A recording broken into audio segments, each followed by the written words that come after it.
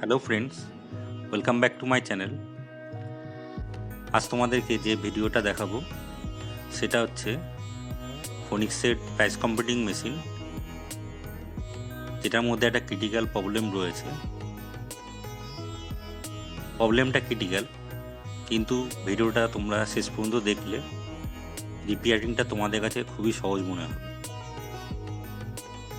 এখানে দেখো, মেশিনটাতে পাওয়ার রিলটা জ্বলছে, আর মেশিনটাকে অন করলে ডিসপ্লেতে 888 সব কটা দেখাচ্ছে। এই প্রবলেমটাই আজকে সলভ কীভাবে করতে হয় সেইটাই আজকে তোমাদেরকে দেখাবো। ভিডিওটা শেষ পর্যন্ত দেখবে, আশা করি খুবই উপকারে লাগবে তোমাদের। তো ভিডিওটা আমি শুরু করছি, অবশ্যই সঙ্গে থেকো।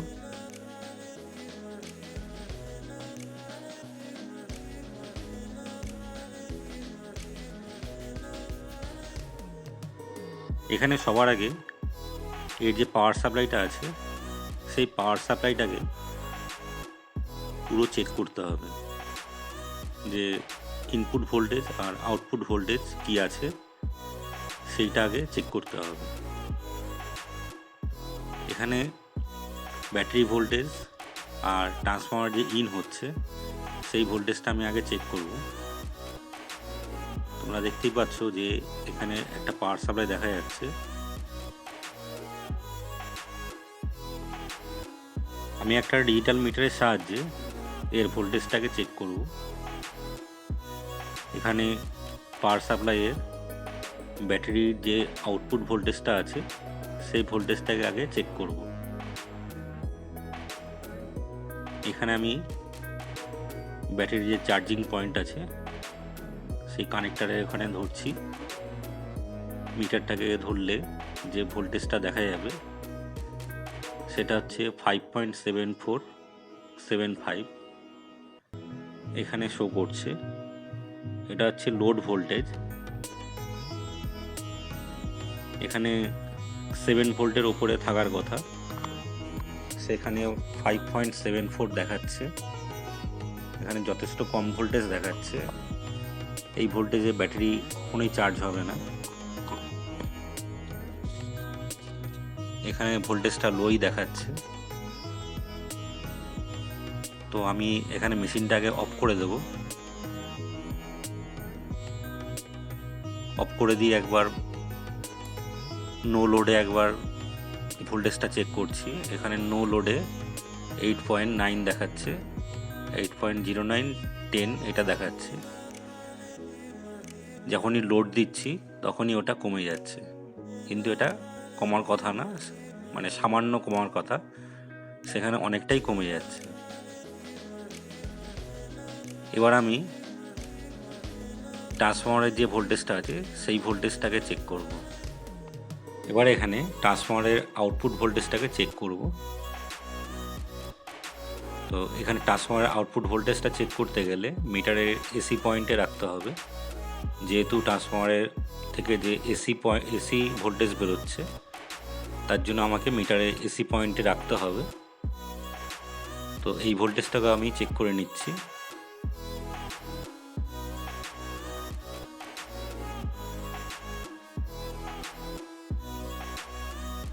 এখানে দেখা যাচ্ছে এসি ভোল্টেজ 12.5 অর্থাৎ 12.5 ভোল্ট এখানে দেখাচ্ছে। তো এখানে ট্রান্সফর্মারের আউটপুট ভোল্টেজ ঠিকই আছে, ট্রান্সফর্মারে কোনো সমস্যা নেই। তাহলে আমাকে পাওয়ার সাপ্লাইটাকে চেক করতে হবে ভালোভাবে, যে কোথায় প্রবলেমটা হচ্ছে।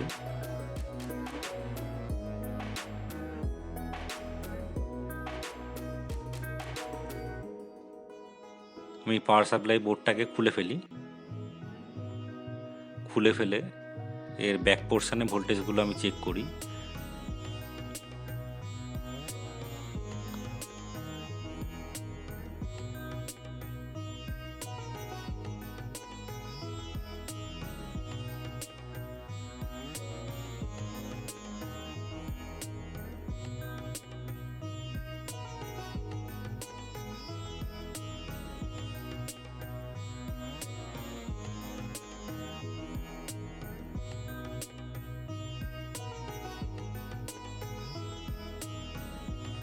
আমার এই পাওয়ার সাপ্লাইটা ওপেন করা হয়ে গেছে। এবার এর যে পাওয়ার ট্রানজিস্টার অর্থাৎ রেগুলেটর ট্রানজিস্টার সেইটার ভোল্টেজটা আমি চেক করব। আমি সেই কাজটাও করে ফেলি। এখানে পাওয়ার রেগুলেটরের যে 3টে পিন দেখা যাচ্ছে, এই পিনগুলোর ভোল্টেজ আমি চেক করব।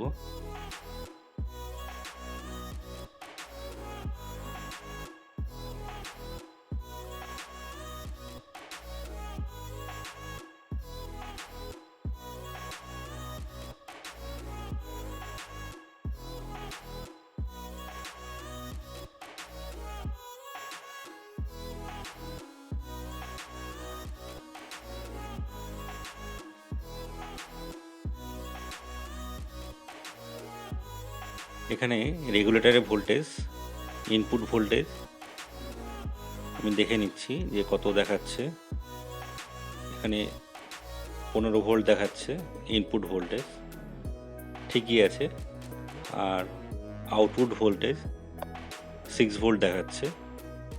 তো এখানে যথেষ্ট কম দেখাচ্ছে, কেননা এখানে রেগুলেটর 7808 লাগানো আছে, তাই 8 ভোল্ট তো অবশ্যই এখানে পাওয়ার কথা, সেখানে 6 ভোল্ট দেখাচ্ছে।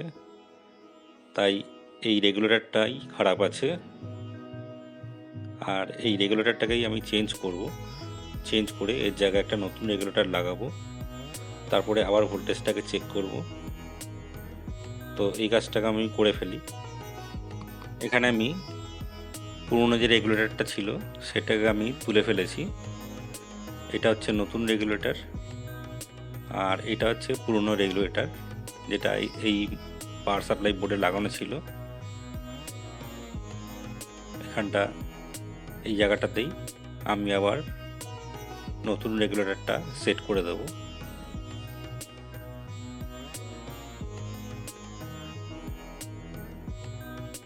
এই হচ্ছে নতুন রেগুলেটর 7808। তোমরা দেখতেই পাচ্ছ একটা পাওয়ার রেগুলেটর 7808। এটাকেই আমি লাগাবো এখানে। আমি এখানে নতুন রেগুলেটরটা লাগিয়ে দিয়েছি, অর্থাৎ 7808টাকে সেট করে দিয়েছি।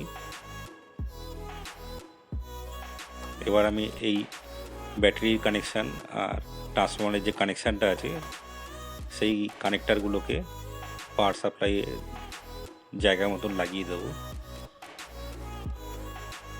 এটা হচ্ছে এসির আউটপুট কানেক্টার, আর এটা হচ্ছে ব্যাটারি কানেক্টার লাগিয়ে দিয়েছি আমি এখানে। এখানে পাওয়ার সাপ্লাইয়ের যে কর্ডটা আছে ওটাকেও লাগিয়ে দিয়েছি। এখানে পাওয়ার এলইডিটাও জ্বলছে। এবার মেশিনটাকে অন করছি। মেশিনটা আমার অন হয়ে গেছে, তোমরা দেখতেই পাচ্ছ এখানে মেশিনটা চালু হয়ে গেছে। এর আগে যখন মেশিনটা চালু করছিলাম তখন এখানে 8 বলে আসছিল। এবার আমি ভোল্টেজটাকে চেক করে নিচ্ছি একবার। দেখো এখানে ভোল্টেজ 7.50,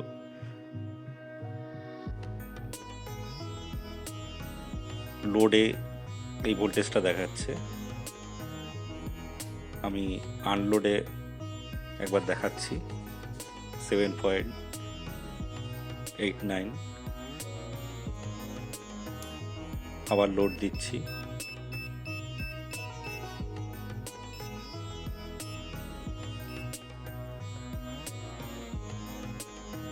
মেশিন পুরো রেডি।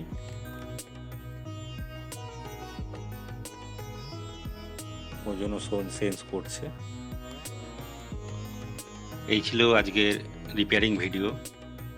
বন্ধুরা, কেমন লাগলো? যদি ভালো লাগে অবশ্যই একটা লাইক করে দিও। আর নতুন বন্ধুদের কাছে অনুরোধ, আমার চ্যানেলটিকে একবার সাবস্ক্রাইব করে অবশ্যই আমার পাশে থেকো। আগামী দিনে আরও নতুন নতুন ভিডিও নিয়ে তোমাদের কাছে আসবো। তোমাদের সহযোগিতা ছাড়া আমি কখনোই এগোতে পারবো না, আগেও বলেছি এখনও বলছি। তো অবশ্যই আমাকে সহযোগিতা করো। আগামী দিনে আরও নতুন নতুন ভিডিও নিয়ে তোমাদের কাছে আসবো। আজকের মতন এখানেই ভিডিওটা শেষ করছি।